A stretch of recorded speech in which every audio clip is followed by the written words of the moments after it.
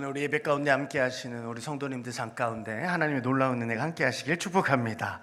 우리 인생을 살아가다 보면 누구나 한 번쯤 인생의 그 길 위에서 멈춰 서게 되는 순간이 있습니다. 그 힘든 일을 겪어서가 아니라 갑자기 마음이 흔들리고 그동안 붙잡고 살아왔던 기준이 흔들릴 때가 있습니다. 예를 들어 어떤 순간입니까? 병원에서 평소처럼 검사를 받고 나왔는데 의사 선생님이 조용하게 그러나 담담한 목소리로 이렇게 말씀하실 때가 있어요. 추가 검사가 필요합니다. 그 말 한마디에 평소에 담대했던 마음이 갑자기 무너지고 뭔가 모를 마음, 이상한 마음이 휩싸이게 됩니다. 걷던 걸음이 멈춰서게 되고 왜 나에게 이런 일이 생길까? 또 어떤 날은 오랫동안 기도하며 확신을 가지고 걸어온 길인데 정말 이렇게 사는 게 맞는 것일까? 이 길이 정말 맞는 것일까? 설명하기 어려운 불안감이 밀려와서 일이 손에 잡히지 않을 때가 있습니다. 또 누군가에게 들은 그 한마디, 그 말 때문에 혹 관계에 오해가 있구나, 그 오해가 풀리지 않아서 거리감이 생기게 되고 도대체 어디서부터 잘못된 것일까? 말을 꺼내기도 힘든 그 심적인 어려움에 부딪혀서 한동안 심적으로 움직이지 못하는 때가 있습니다. 우리가 이 땅을 살아가다 보면 인간의 계획을 가지고 살아가다 보지만 갑자기 그 계획이 막혀버릴 때가 있습니다. 그럴 때 이런 질문이 듭니다. 왜 나에게 이런 일이 일어날까? 주님, 왜 나에게 지금 이런 일이 일어납니까? 속에서 기도가 나와야 하는데 기도는 나오지 않고 마음이 멈춰서고 삶이 멈추는 것처럼 보일 때가 있습니다. 그럴 때 인간의 궁극적인 질문은 이겁니다. 하나님, 지금 왜 나에게 이런 일이 일어납니까? 다른 사람은 다 잘 되는 것 같은데 왜 나에게만 이런 어려운 일이 있습니까? 오늘 본문에 베드로가 주님께 물었습니다. 그 자리에 서 있었습니다. 환상을 본 이후에 오늘 성경이 그의 상태를 이렇게 표현합니다. 본문에 보시면 의아해 하더니 그랬어요. 의아해 하다. 그냥 놀랐다는 뜻이 아닙니다. 이 상황이 막막하다는 거예요. 출구가 보이지 않는다는 거예요. 내가 붙들고 있는 기준이 한순간에 무너져 내리는 것 같은 그런 상태. 이 멈춤의 시간. 왜 하나님이 우리의 길을 이렇게 흔드실까? 왜 우리의 생각을 이렇게 멈추실까? 왜 내가 붙잡고 온 이 기준이 무너질까? 오늘 이 멈춤 속에서 일하시는 하나님을 다시금 보게 되시는 시간 되시기를 축복합니다. 우리 한번 17절의 말씀 다시 한번 함께 읽어보겠습니다. 베드로가 본 바 환상이 무슨 뜻인지 속으로 의아해 하더니 마침 고넬료가 보낸 사람들이 시몬의 집을 찾아 문 밖에 서서 아멘. 하나님은 새로운 길을 여시기 전에 먼저 우리의 내면을 흔드십니다. 지금 베드로가 하늘에서 내려온 보자기 환상을 보았습니다. 그런데 영혼 깊은 곳까지 그 마음이 흔들리는 순간을 맞이합니다. 오늘 성경이 한 단어, 한 문구로 표현합니다. 의아해 하더니.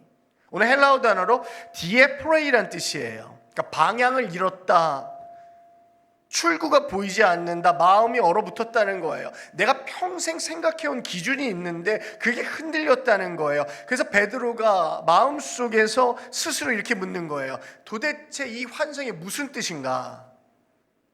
아무리 생각해도 답이 보이지 않는 거예요. 답이 보이지 않는 거예요. 이 헬라어 단어가 머릿속이 하얘지고 머릿속이 그냥 멍해지는 그런 상태를 나타내는 그런 뜻을 가지고 있어요. 그러니까 의아했어요. 이 상황이 뭘까? 흔들리는 거죠. 왜 베드로가 여기까지 흔들렸을까? 그 이유가 뭐죠? 평생의 신앙의 중심을 지켜온 정결규례가 있습니다. 정결규례. 깨끗한 것과 그렇지 않은 것에 대한 신앙적 기준이 분명히 있어요. 하나님의 새로운 말씀과 계시 앞에 내가 가지고 있던 기준이 충돌하는 겁니다. 오늘 이 기준이 베드로가 하나님을 사랑하며 지켜온 신앙의 틀이고 울타리입니다. 프레임이죠. 그런데 하나님은 지금 그 프레임과 울타리를 넓혀주고 계십니다. 새로운 시대를 열기 위해서 동안 가지고 있던 그 기준을 흔들고 계세요. 베드로 그 혼란이 바로 그 문턱에서 바로 그 떨림과 아버지의 담대함, 그러나 두려움 속에 그 혼란 속에 새로운 길이 열리고 있는 거예요. 우리도 베드로처럼 마음의 기준과 기반이 흔들리는 경험을 하게 됩니다. 오늘날에는 사람들의 인식이 많이 이게 개선되었지만, 제가 한 20여 년 전에 제가 아는 목사님이, 제가 존경하는 목사님인데 미국 유학 마치고 한국에 들어와 목회를 하는데, 자녀들은 이제 장성했으니까 공부 마칠 때까지 미국에서 공부하게끔 하고, 한국에 들어오게 되면 또는 미국에 살더라도 당연히 한국 사람과 결혼하게 될 것이라 이런 생각 가지고 일평생 사셨던 것 같아요. 그런데 어느 날 자녀가 외국인 배우자를 데리고 왔는데 그 순간 그분 마음 깊은 곳에 요동치는 겁니다. 내가 준비된 게 맞나? 왜 나에게 이런 일이 일어나나? 그리고 자녀와 부딪히게 되고, 자녀가 심지어 아빠는 목사가 맞느냐? 이율배반적인, 어떻게 사람을 그렇게 볼 수 있느냐? 그리고 그 혼란스럽고 의아했던 마음이 무너지기 시작하면서 그 기준이 무너지는 것. 오늘날에는 그래도 받아들이고 이렇게 인식이 많이 개선됐지만 한 20여 년 전만 해도 쉽지 않았나 봅니다. 우리의 삶에 이런 일들이 계속 반복됩니다. 예상치 못한 검사 결과가 나오고, 기도하며 준비해온 일들이 갑작스럽게 멈춰지게 되고, 내가 평생 옳다고 믿었던 가치관이 그 현실 앞에 힘을 잃어버릴 때, 그때 하나님께 묻는 거죠. 하나님, 내 안에서 왜 이런 일이 일어납니까? 그 혼란의 자리가 디에프로의 의아해함이에요. 그런데 오늘 성경은 이 혼란을 전혀 다른 관점으로 설명합니다. 성경에서 이 의아함과 이 혼란스러움, 인간의 연약함과 나약함으로 보지 않아요. 오히려 하나님은 그 흔들림을 발판 삼아 새로운 길을 여시는 분이라는 겁니다. 베드로의 혼란이 그를 새로운 시대와 새로운 사명의 문턱으로 불러내십니다. 하나님의 그 과정, 그래서 여러분, 때로는 여러분의 실패와 혼란은 여러분 인생의 실패가 아닙니다.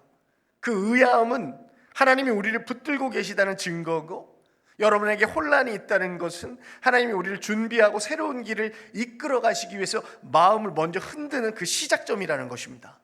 오늘 지금 마음 가운데 흔들림이 있으십니까? 의아함이 있으십니까? 그 자리야말로 하나님이 일하고 계신 자리임을 잊지 마시기 바랍니다.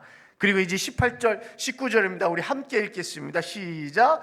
불러 묻되 베드로라 하는 시몬이 여기 유숙하느냐 하거늘, 베드로가 그 환상에 대하여 생각할 때에 성령께서 그에게 말씀하시되 두 사람이 너를 찾으니. 아멘. 오늘 성령은요, 말씀과 상황과 내면을 해석으로 하나로 묶으십니다. 사랑하는 성도 여러분, 베드로가 환상을 보고 깊은 혼란 가운데 서 있었습니다. 그때 하나님은 그의 흔들림 속에서 해석의 빛을 비추기 시작하십니다. 18절에 보시면 사람들의 발걸음이 베드로의 집 문 앞까지 다가옵니다. 성경이 이렇게 말하죠. 불러, 그러죠. 불러 그러십니다. 불러 이르되, 그러죠. 불러 이르되. 이게 무슨 내용이냐? 불러 묻는다는 게 뭐냐? 헬라어 단어로 이게 문장을 정확하게 직역하면 그들이 큰 소리로 불러 묻고 있었다는 거예요. 그냥 대충 부른 것이 아니라 목적을 가지고 다급하게 찾아오는 장면이에요. 그러니까 베드로가 이 상황을 전혀 모릅니다. 누가 찾아왔는지도 모릅니다. 그런데 하나님은 이미 때를 준비하고 문 앞까지 사람들을 보내십니다. 그런데 베드로가 그 시각 뭘 하고 있었습니까? 19절에 보세요. 그 환상에 대해서 계속 생각하고 있었다는 거예요. 여러분, 이 환상 그리고 생각했다, 이 생각했다라는 헬라어 단어가 뭐냐면 디알로기조마이라는 단어예요. 무슨 단어냐? 그냥 대충 생각했다는 게 아니에요. 깊이 곱씹었다는 거예요. 마음 안에 들어온 이 생각과 말씀을, 환상을 수십 번, 수백 번, 수십만 번 계속 생각했다는 거예요. 논리적으로 한번 이해하려고 한번 애써봤다는 거예요. 하나님이 이 의아한 상을 왜 주셨을까? 24시간 계속 생각해봤다는 거예요. 그리고 해석하면서 그걸 찾으려고 씨름해봤다는 거예요. 마치 약복강 나루터에서 야곱이 하나님의 천사와 씨름하듯이 하나님 앞에 계속 질문하면서 영적인 싸움을 한 거예요. 왜 이런 의아한 상황이 있습니까? 이게 바로 현재, 중간, 수동태, 미완료 계속해서 반복적으로 말씀을 붙들고 끈질기게 해석하기 위해서 찾는 자리가 바로 이 생각의 자리예요. 베드로가 환상을 본 후 멈춰서서 계속 생각하고 있었던 이 성경의 말씀의 본질이 뭐냐? 묵상이에요. 성경적 묵상은 그냥 명상처럼 조용히 앉아있는 시간이 아닙니다. 그 자리는 깊은 싸움의 자리고 하나님의 뜻을 찾기 위한 마음과 생각을 정면으로 마주하는 영적인 과정입니다. 여러분 시편 1편에 보세요. 주야로 묵상한다 그랬어요. 잘 때나 깰 때나 밤이나 낮이나 묵상한다 그랬어요. 말씀을 그냥 흘려보내는 게 아닙니다. 묵상이라는 것, 마음 안에 두고 붙들고 놓지 않고 하나님이 지금 내게 주신 뜻이 무엇인지 시간이 걸리더라도 품고 살아내겠다는 그 과정이 묵상의 과정이에요. 말씀과 현재의 상황을 비교하고 분별하는 자리가 묵상의 자리예요. 그러니까 묵상이라는 건 현실을 외면해서 저 산속에 들어가서 고요한 시간을 가지고 이렇게 묵상하고 명상하겠다, 그게 아닙니다. 현실을 하나님 말씀 앞에 이렇게 가져다 놓는 시간이 묵상입니다. 지금 내가 서 있는 이 자리가 어떤 의미인가? 하나님이 어떤 방향으로 나를 이끄시는가? 왜 이 타이밍에 이 사건을 허락하시는가? 그 성경의 말씀의 빛 아래에서 다시금 해석하는 작업이 바로 묵상입니다. 그래서 묵상은 성도의 방향이 되는 거예요. 내면의 질문을 하나님께 올려놓는 자리예요. 그냥 묵상은 답을 빨리 찾는 조급한 마음이 아니라 주님, 이 일의 의미가 무엇입니까?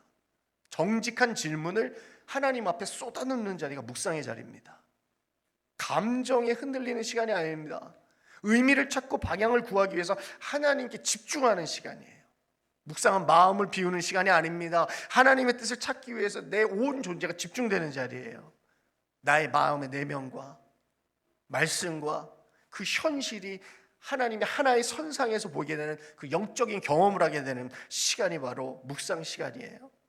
바로 해석의 빛이 비추는 그 순간 베드로가 이렇게 묵상하며 씨름하고 있을 때 그때 성령께서 그에게 뭐라고 말씀하십니까? 오늘 본문에 보세요. 본문에 나오죠. 성령께서 그에게 말씀하시되 그랬어요. 성령께서 그에게 말씀하시되. 성령은 흐릿한 느낌이나 감정으로 오는 게 아닙니다. 성령은 분명한 말씀, 분명한 지시, 분명한 인도로 오십니다. 성령은 사람의 상상이나 감정의 움직임으로 그리고 자신의 음성으로 착각하게 두지 않으십니다. 어떤 선교단체에서는 뭐 하나님의 음성을 들어서 뭐 왼쪽으로 가라 그랬다, 오른쪽으로 가라 했다, 택시를 타라 그랬다. 그건 자기 착각이에요. 때론 하나님의 음성이라는 그 말로 자신의 생각을 둔갑하려거나 포장하려는 그런 교만과 위선에 사로잡혀서 안 됩니다. 진짜 하나님의 말씀이 무엇인지를 정말 애쓰며 애쓰고 또 찾는 것, 자신의 음성으로 착각하게 두지 않으세요. 그리고 이렇게 선언하시죠. 보라, 두 사람이 너를 찾는다는 거예요. 너를 찾는다는 게 뭐냐? 목적을 가지고 의도를 가지고 찾는다는 거예요. 그러니까 우연히 만났다는 게 아닙니다. 하나님이 준비한 만남이라는 거예요. 오늘 하나님의 말씀과 사건, 사람, 정확한 타이밍에 맞춰서 움직이는 분입니다. 말씀과 내면과 현실이 하나로 연결되는 그 순간이에요. 그리고 성령은 베드로에게 환상, 말씀, 묵상, 내면, 그리고 방문, 현실, 상황, 이 세 가지를 하나의 의미로 어떻게 합니까? 묶어주십니다. 하나님이 말씀하시고 베드로는 묵상하고 씨름하고 사람들은 문 밖까지 도착을 하고 이 세 가지가 하나로 묶여지는 순간이에요. 해석이 되는 순간이에요. 하나님의 뜻이 해석되는 자리, 우리 삶에도 이 세 요소가 모일 때 하나님이 하시는 일이 보이게 됩니다. 말씀만 있어도 이해되지 않아요. 현실만 보면 길이 답답하죠. 내면만 들여다보면 답답합니다. 그러나 이 세 가지가 성령 안에서 하나로 연결되는 순간 여러분의 인생길이 열리고 하나님의 뜻이 보이고 다음 스텝, 걸음을 알게 되는 줄 믿으시기 바랍니다. 그래서 우리가 되돌아보면 그럴 때가 많죠. 하나님의 뜻이 거기에 있었구나. 해석의 순간이 열릴 때 길이 열립니다. 우리 사랑하는 성도 여러분, 신앙 살다 보면, 신앙생활하다 보면 말씀은 한 방향을 말하는데 현실은 전혀 다른 길로 끌고 가고, 그 내면은 이 말씀과 현실 사이에서 이렇게 흔들릴 때가 있어요. 이게 믿음이 약해서 그런 게 아니에요. 여러분, 때로는 갈급함이 있고, 아니 말씀은 이런데 현실은 이런 것 같아 가지고 내 마음이 하기 힘들 때가 있잖아요. 그게 믿음이 약해서 그런 거 아닙니다. 하나님께서 우리 안에 오래된 틀을 다시 영적 틀로 재편하는 과정이에요. 그때 필요한 게 뭐냐? 서둘러 결론을 내려버리는 게 아닙니다. 베드로처럼 말씀을 붙들고, 왜 말씀과 이 현실이 다를까? 왜 내 마음은 이럴까? 이걸 끝까지 붙들고 현실을 정직하게 마주하고요, 묵상의 자리에 서는 거예요. 그 씨름 위에 성령께서 해석의 빛을 비추는 그 순간, 말씀과 상황과 우리의 내면이 하나님의 방향으로 이렇게 일직선상에 놓이게 될 때, 그때 인생의 다음 스텝이 열립니다. 오늘 그때 성령께서 이 길이다 말씀하십니다. 성령이 해석을 주셔야 길이 보입니다. 그리고 그 해석의 순간 우리 인생의 방향이 새롭게 바뀌게 되는 자리인 것입니다. 여러분, 그렇다면 이제 20절 함께 읽겠습니다. 시작. 일어나 내려가 의심하지 말고 함께 가라. 내가 그들을 보내었느니라 하시니. 아멘. 여러분, 인생 살면서 확신 어떻게 생기세요? 사랑하는 사람에게 뭐라 그래요? 여성분들이 확신을 줘야지. 확신을. 그 남자들이 주는 확신은 대부분 이렇게 허세가 좀 많아요, 그죠? 그런데 확신을 어떻게 얻으세요? 확신을. 그 근거가 어디에 있습니까? 성령에 있습니다. 우리 성령께서 베드로의 혼란에 해석을 비춰주신 것에 멈추지 않습니다. 성경은 해석의 자리에서 곧바로 확신과 행동의 자리로 그를 이끌고 갑니다. 성령은 성도를 생각에 머물지 않고 해석과 행동과 순종의 자리로 이어집니다. 신앙의 길이 바로 그렇습니다. 베드로가 깊이 묵상하고 있을 때 성령께서 그에게 이렇게 말씀하시죠. 뭐라고 말씀하십니까? 오늘 본문에 일어나라 그리고 내려가라는 거예요. 아나스타, 카타베티, 둘 다 뭐예요? 명령형입니다.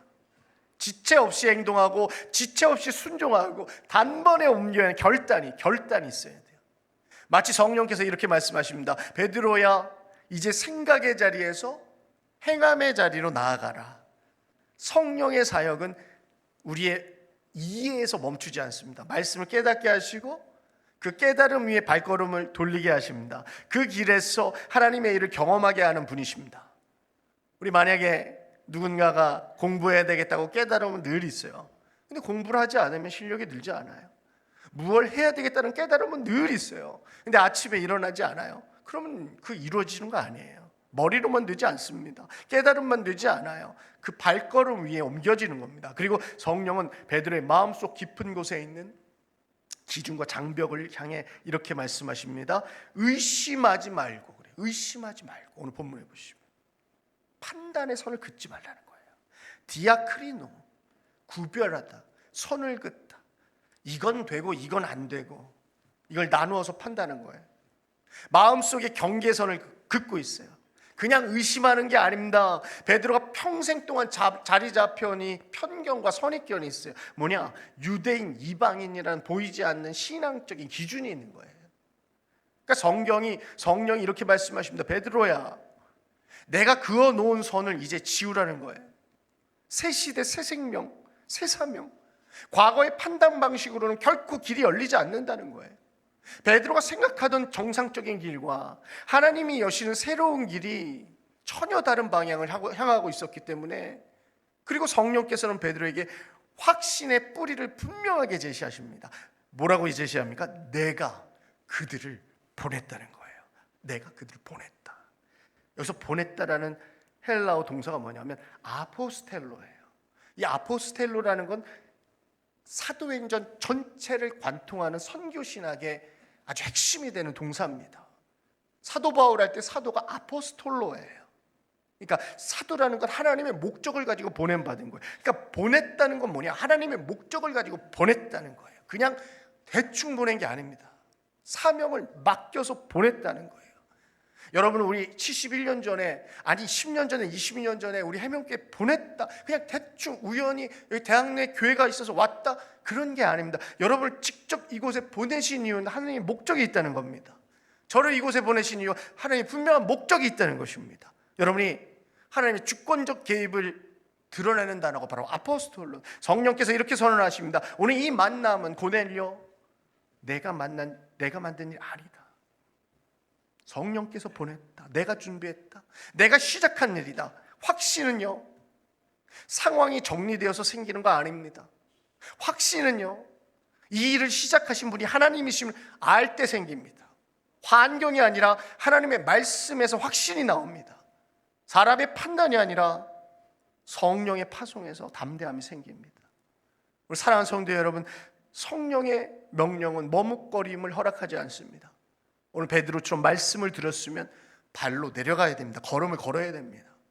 내가 그어놓은 선을 지워야 됩니다. 내가 생각의 기준을 내려놓아야 돼요. 하나님이 보내셨음을 믿고 걸음을 떼야 됩니다.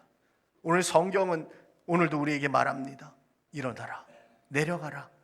더 이상 판단의 선을 긋지 마라. 내가 이미 그 길을 준비해 두었다는 거예요.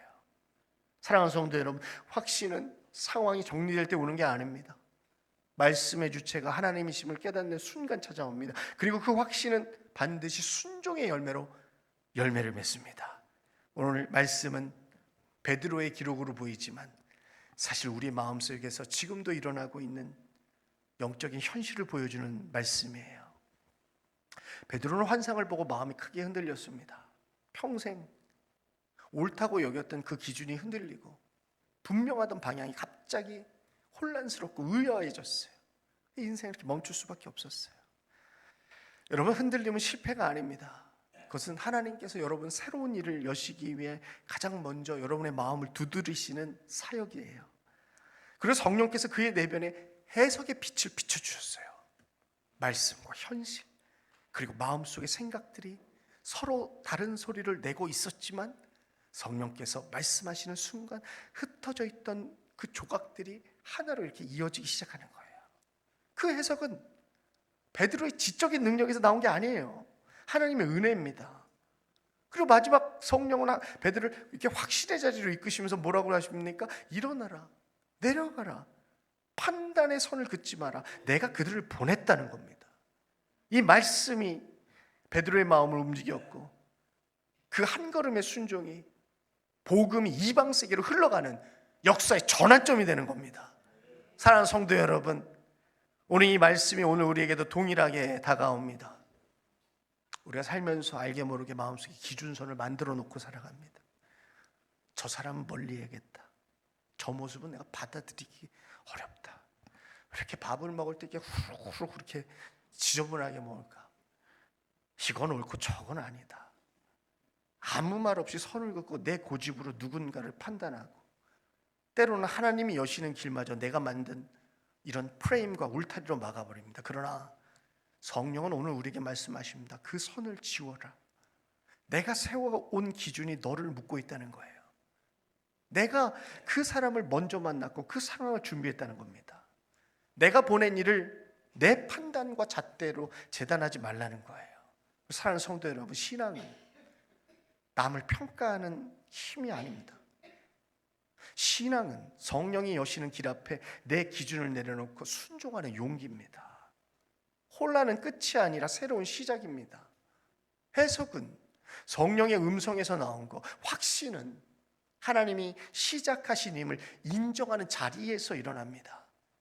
오늘 이 말씀 앞에서 오늘 우리가 이렇게 결단하기 바랍니다. 주님, 제가 제 마음속에 그어놓았던 그 선을 지우고 내 기준과 고집으로 사람을 재단하지 않게 하여 주옵소서.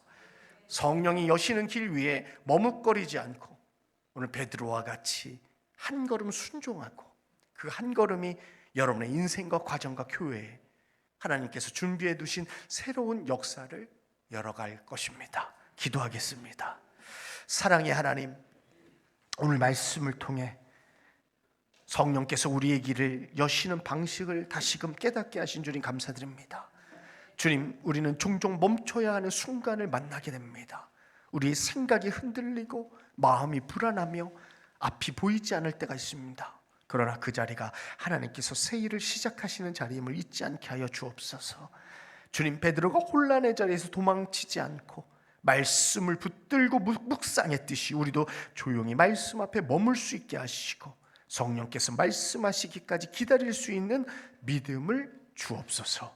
성령님, 오늘 우리에게도 말씀하여 주옵소서. 일어나라, 내려가라, 판단하지 말라, 내가 너를 보냈다. 이 음성이 우리의 마음을 붙들고 우리의 걸음을 인도하시는 확신이 되고, 주님, 상황이 정리되어 확신을 얻는 것이 아니라 이 일을 시작하신 분이 하나님이심을 알 때 참된 확신이 생긴다는 사실을 잊지 않게 하여 주옵소서. 오늘도 우리 해명교회를 성령의 길 위에 세워주시고 작은 순종 한 걸음 위에 하나님께서 준비하신 역사를 써 내려가게 하여 주옵소서. 이 모든 말씀 예수 그리스도 이름으로 기도합니다. 아멘.